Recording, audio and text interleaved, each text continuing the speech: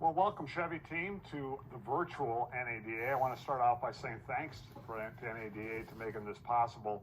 You know, if you would have told us we'd be having our NADA meeting in the basement of the Renaissance Center, I would have said you were crazy a year ago. But just like everything in COVID, we've had to be flexible. What I'm really excited about is the opportunity to speak to all 3,000 Chevy dealers as opposed to just the ones that can make it to Las Vegas or New Orleans or wherever.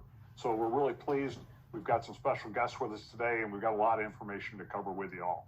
So let's start off by talking about what happened last year. We'll take a quick look back, and then we'll talk about our plans for 2021 going forward. You know, it was a trying year for sure, and it wasn't just COVID. You know, we had COVID. Obviously, we've had inventory issues throughout the whole calendar year that we've had to kind of battle our way through. We're certainly not out of the woods yet. We're going to talk about that. We had mayflies, which impacted our launch of our full-size utilities. We worked through that. Those vehicles have been enormously successful in the marketplace. We had Mother Nature. We had the fires that happened on the West Coast, and of course we had some hurricanes in the Southeast that we had to battle through, and thankfully all of our team members were safe during those crises. Of course, the supplier base, we're still dealing with some of those on some of our very hot products like the Corvette. And logistics. It's not just logistics on the car side of the business. We know it's impacted our LPOs, and we want to spend a little time talking with you about that as well. You know, when I think about all the adversity we had to deal with, I think about our slogan. You know, we are the best of America and the best of the American spirit. You know, throughout all this, you know, you didn't just protect your business. You protected your employees. You protected, importantly, our customers, our mutual customers, and your communities. And for that, I want to say thanks. And of course, that is what Chevrolet is. It's not just an ad slogan. We are the best of America and the best of the American spirit. So throughout all this, we had to reimagine ourselves, right? Business changed. We had to change along with it. Many of you have become experts in online retailing. Some of you were beforehand. All of you are now. We had to sell what we have, sell what you got, right? We didn't always have the perfect mix of Silverado or Blazer or whatever model that we wanted to talk about. We had to be very flexible in our go-to-market plans, and you were flexible along with us. And for that, I want to say thanks as well. And then, you know, candidly, there's been a lot of consumer changes. Consumers want to do business differently, not just online, not just in sales, but in service as well. So we have to learn from this crisis and take those learning forward, and obviously be successful throughout not just 21, but the years forward. You know, throughout it all, I have to say a huge thanks. The Chevrolet team always gave back to the community. Whether it was our first responders, you're still doing it. I read these stories about what you've done for the first responders, for the military in your local areas. Candidly makes me proud to be part of Chevrolet. Making strides. It would have been easy to say, you know what, in a COVID world, we're not going to do making strides. You figured out a way to do it virtually and other ways throughout your communities. And then there's the food drives and the numerous other things that you're doing to support your communities. And that's candidly what Chevrolet is. For all of this, I want to say on behalf of the entire Chevy team here in the Renaissance Center, all our folks in the field, a massive, massive thank you. We took what could have been a horrible year and we turned it into an outstanding year, and we could not have done it without you, our dealer partners. You know, so let's talk about some of those wins. We had the highest conquest in our history, the highest ever. That means we've invited new people into the Chevrolet brand.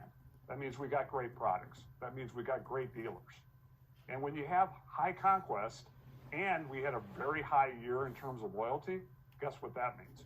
High conquest, high loyalty, business isn't that hard. You're going to pick up market share, and we picked up a lot of market share, 0.5 point of market share. Our market share for the year we just got Polk in today was 11%. That's 0.5 point of market share that doesn't happen very often. That makes us the fastest growing full-line brand in the industry, bar none.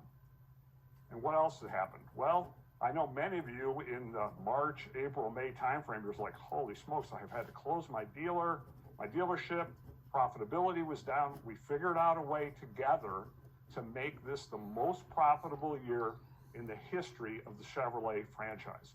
So hats off to you. I know a lot of you guys lost a lot of sleepless nights doing it, but the results are what they are, and we had a tremendous profitability, and we want to obviously keep those learnings going forward.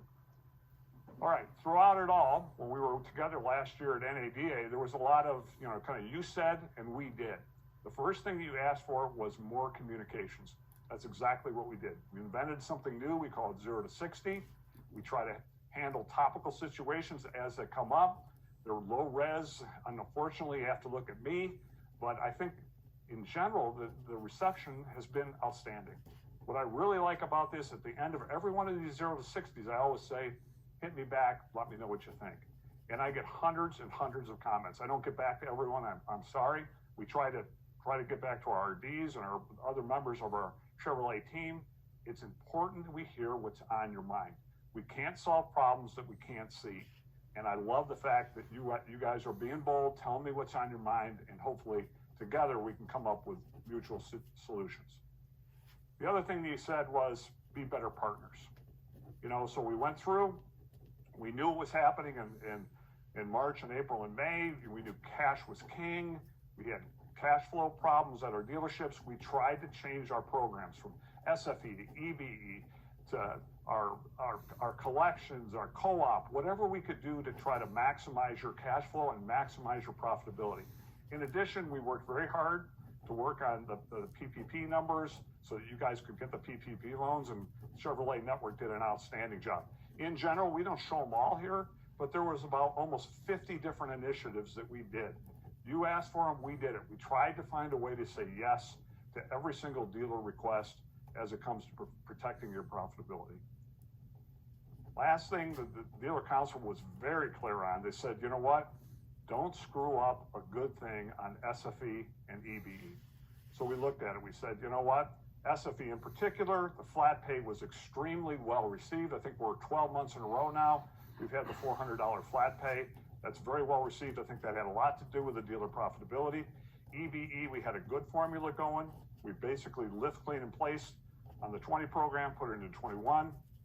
John Roth and team, I think, was very flexible as it relates to pace, trying to adjust and do the right thing for you all to make sure you could hit your pace numbers. So in general, I think we have a very solid foundation of SFE, EBE, and pace to support what you're doing in your own individual marketplaces. Along the way, though, I got to say, all of those 50 initiatives and all the different feedbacks that we get to kind of manage through some of these crises, candidly, it comes from your dealer council. They give us the counsel to do the right thing for the dealers in the field. And I've worked with a lot of councils. You've heard me say this before. Positively, the best group of dealers that I've ever worked with on a council. They're available to us 24 hours a day, and they're also available to you. I know a lot of you call them. They understand a little bit behind the curtain what we're trying to get done, and they've been exceptional partners along the way. And I'm positive without the heavy lifting of the Chevy Dealer Council, we wouldn't be where we are today in the marketplace.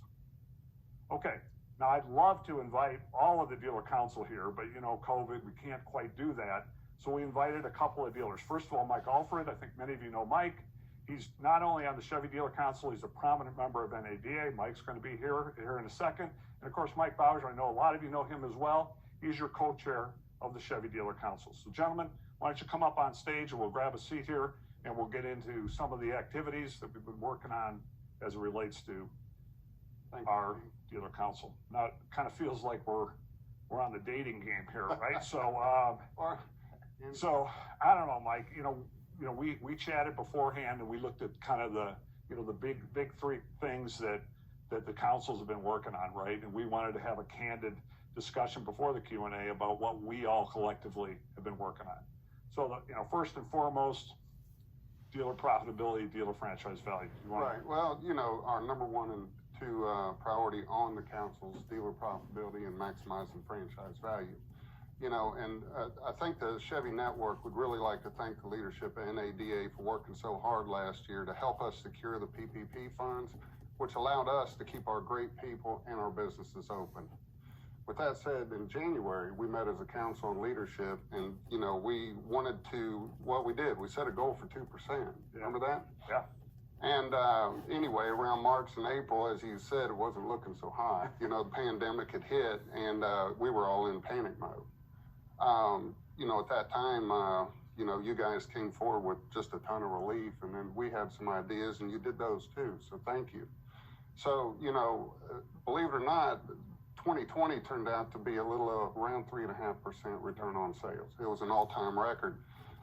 We had to learn how to basically sell deep into the inventory. Right. We cut expenses, learned how to run lean, became experts in digital retailing. So that all helped do that. So, you know, you can look forward to 21. You know, I'd like to say set a goal for 2% return on sales, but January came in about where last year ended. Right. So maybe we can exceed our expectations. Yeah, well, let's, Mike, we put this together. I mean, that's a lot of what you talked about, right? Right. You know, we started off at about, 1.7. We thought we were being aggressive, you and I. We said, you know what, 1.7, Right. what's the best return on sales Chevy's ever had? It was 2%. We said, okay, we're going to set the goal at 2%. We obviously blew that away, but we did it for a lot of reasons, right? We had great expense control as it relates to wholesale floor plan, great expense control as it relates to marketing. You know, you cut your expenses, you figured out new ways to do business. You know, a lot of things came our way in terms of, I think that SFE, a flat 400 in SFE, certainly well. the fact that we didn't have a lot of inventory, Right. Helped, in terms of our new car department, which has typically been, not so good the past several years. And, if I look at all of the things, Mike, the thing that I'm most pleased with is the green bar on the right, where Exactly. where it's the operating. That hadn't happened in a long time. Yeah. So that was a nice operating profit, and that just really put the wind in our sails for 21. Right. You know, a lot of these things that we're doing too to communicate with the dealer network as a whole.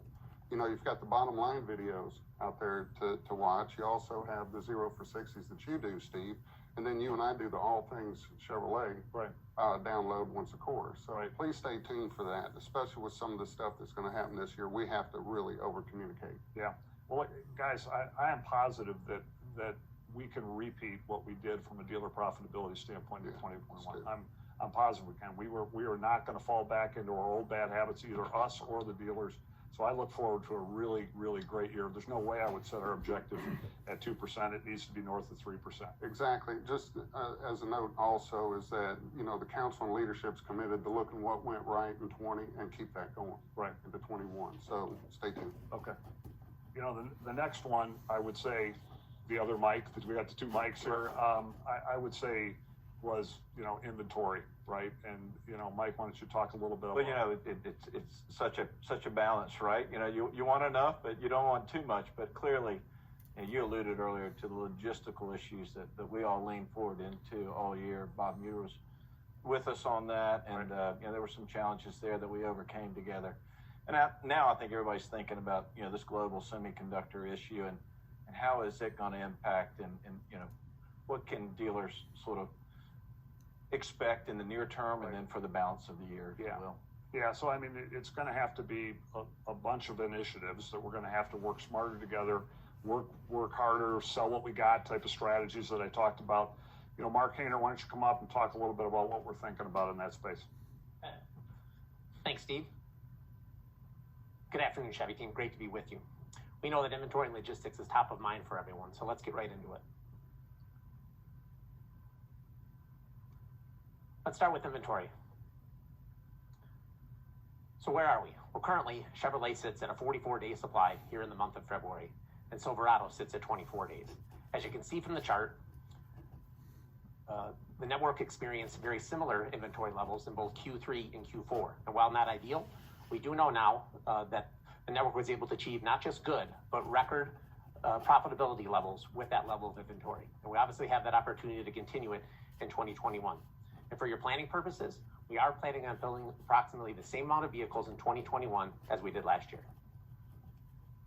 Let's talk about semiconductors. As you've probably heard by now, this critical component shortage is impacting production at every automaker. And we recently announced that several plants have been impacted, resulting in production downtime that will impact several Chevrolet products, including the Equinox, Malibu, and Trax. Our intent is to make up as much lost production as possible. The good news is that our supply chain and purchasing teams are the best in the business, and they are literally working around the clock to try and find solutions. And their approach is to protect the most profitable vehicles. The high-margin Silverado, Tahoe, Suburban, and Corvette are what drive your profit as well as ours, so they're definitely the priority.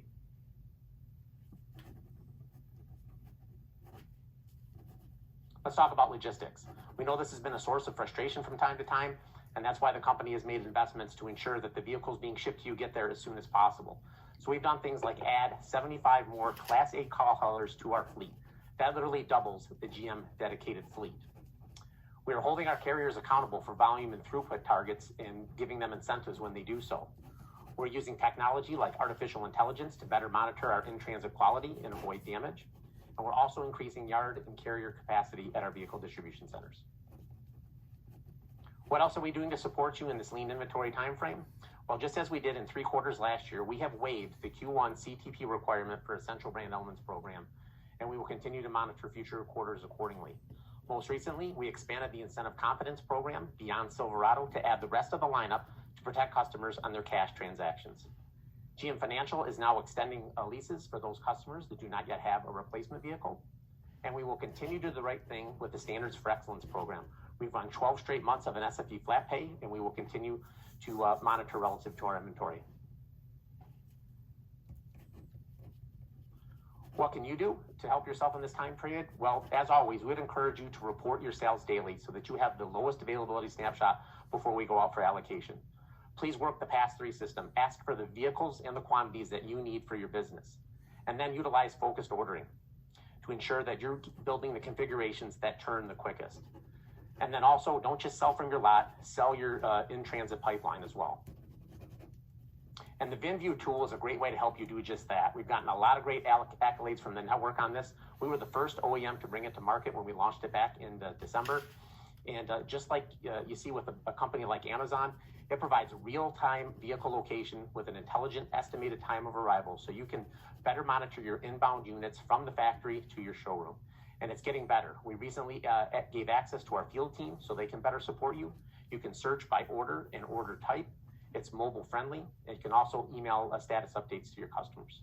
So Steve, that's inventory and logistics. Back to you. Great. Thanks, Rainer. You know what, and VinView is great. You guys told us to mention it for sure. I got to tell you, we're not done talking about tools that we can give you to help you sell into that supply chain, right? What a great opportunity. If we can identify vehicles, get them on your websites, when they're in transit to you. There's a bunch of other things. Get visibility in terms of what that invoice amount is so that you can start, creating deals on inbound.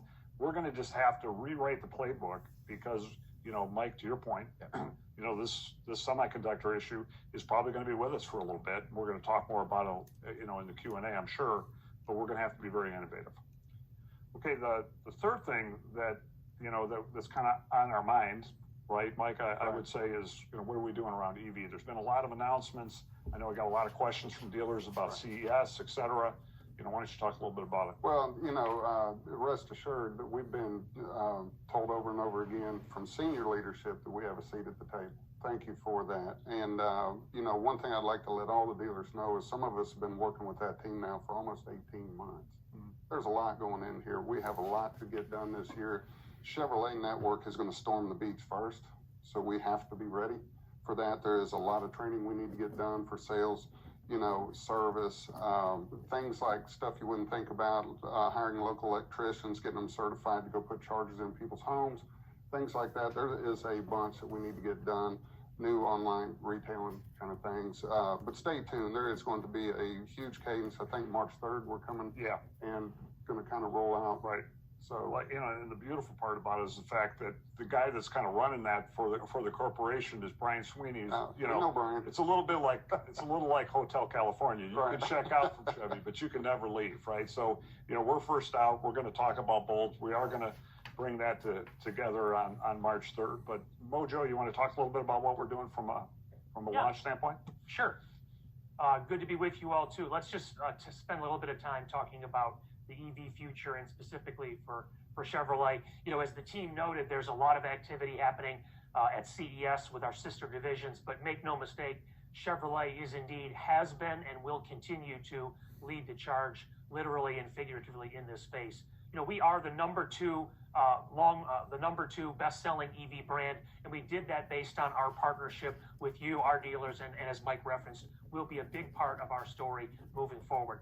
March 3rd is a big day. Circle it on your calendar. There's going to be a lot of news coming out about Chevrolet's plans and what it means for you, our dealer partners, to, again, make sure we are collectively ready for our collective EV future. And it's all about commitment, right? There's commitments to products and a number of things, but it's about infrastructure and charging and advertising and manufacturing, dealer training, sales consultant, and so much more. And we're going to make sure you are equipped and ready to go. Now, speaking of product, we've got a lot of great news here coming up very shortly. As a matter of fact, this Sunday, the 14th of February, we take the wraps off not one, but two of the next Chevrolet EVs. First is the redesigned Bolt EUV, and then the brand new, all new Bolt EUV. And we listened, not just to our customers, but to our dealer partners as well. So it's a new, fresh design for the Bolt EV and new interior dash, instrument panel, infotainment system, seats, and yes, more. And the Bolt EUV, the first ever Chevy and the first EV with the hands-free assistance driving system, Super Cruise. It's bigger, more SUV-like proportions. Again, both of these reveal this Sunday and will be in your stores starting this summer. And we found a great way to make this happen. We think we have a very purposeful yet perfect partnership with the Walt Disney Company to help bring these products to life. It really is going to be a reveal as magical and literally electric as the vehicles themselves. So again, it all takes place here on the 14th, this Sunday at about 4 p.m. Eastern. We're going to unleash the hounds on all of our content, great partnership with our PR partners. We'll be on American Idol that night, the season debut of that property, and a number of other places. I do encourage you to participate in the Chevy My Way, our brand new studio facility that allows for digital and remote-based programming. We're going to have an owner event at 5 o'clock that day, and engineers and more available to people to get a virtual tour of this great new product starting on Sunday. So again, we're out there right now kind of starting to tease these two great new products, again, with our partner at Disney. So without further ado, let's roll back to back a couple of these teasers that go through the new Bolt EUV. Let's take a look.